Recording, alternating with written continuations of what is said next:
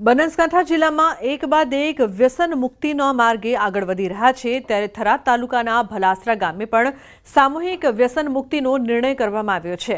વ્યસન મુક્તિ માટે ગ્રામજનો અને સરપંચ દ્વારા બેઠક યોજી અને સામૂહિક નિર્ણય કરવામાં આવ્યા છે।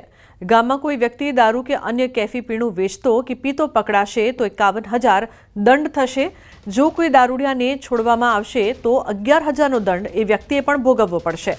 નિર્ણયની અમલવારી કરવા ખાસ કમિટીની રચના કરવામાં આવી છે।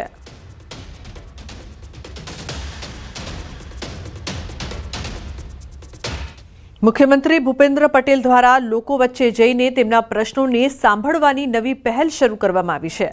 દર રવિવારે મુખ્યમંત્રી પોતાના વિધાનસભામાં આવતા વોર્ડની સોસાયટી અને ફ્લેટમાં લોકોને મળીને તેમના પ્રશ્નો સાંભળે છે। ત્યારે રવિવારે મુખ્યમંત્રીએ ગોતા વોર્ડ ખાતે જનસંવાદ કાર્યક્રમ યોજ્યો।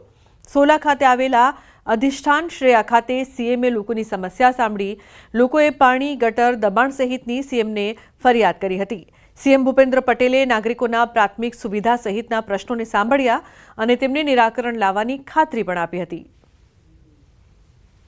અમે રજૂઆત કરી કે સોલા ભાગવત મંદિરથી લઈને નીલગિરી સર્કલ સુધી જે રોડ છે એમાં ચાલવા માટેની જગ્યા નથી, તો બંને બાજુ મહેંદી ઉગાડેલી છે પણ ચાલવાની કોઈ જગ્યા ન હોવાથી રોડ ઉપર ચાલવું પડે છે રહીશોને, તો એનાથી એક્સિડન્ટનો ભય રહે છે।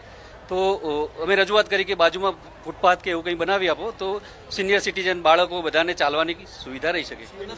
એમના તરફથી બહુ પોઝિટિવ રિસ્પોન્સ મળ્યો અને કહ્યું કે હું આ કરાવી દઉં છું। અમારી રજૂઆત એટલી છે કે અમારા એરિયામાં અમારી આગળ પાણી જે ભરાઈ રહે છે તો સાહેબને કહેવું કે મ્યુનિસિપાલિટીને કહી અને ત્યાંના રસ્તા સુધારાવે, કારણ કે પાણી ઘૂંટણ સમા આવી જાય છે તો વ્હીકલ લઈને બહુ ફાવતું નથી અને બાળકોને જે પિકઅપ કરવા વાન ને બધું આવે છે એને બહુ તકલીફ પડે છે।